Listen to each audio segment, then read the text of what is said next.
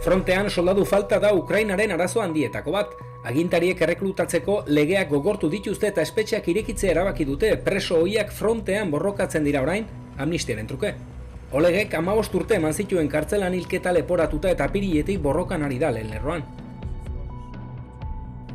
Kartzelan egon ondoren jendea duinagoa, arduratsuagoa dela uste du eta haiekin lan egitea errezagoa dela. 59. bataioia 200 preso ohik osatzen dute.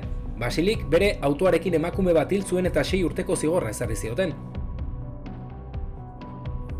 Borondatez etortzen direla, beste ukrainarren parekoak direla eta euren herria defendatu nahi dutela azpimarratu du.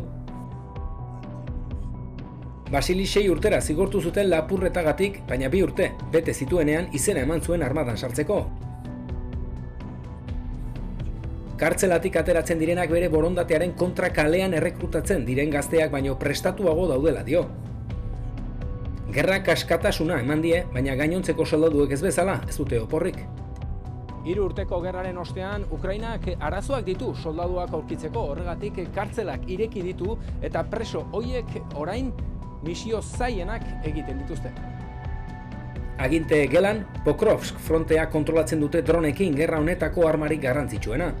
Balu komandantea da bataioiaren arduraduna. Misio zailenak ematen dizkietela esan digu fronteko lekurik beroenetan, hala nola, zauritutako soldaduen ebakuazioa edo minak jartzea. Komandanteak pozik daude beren lanarekin, eta borrokatzeko moduan dauden soldadu guztiak behar dituen armadaren urrezko erreserba deitzen diete.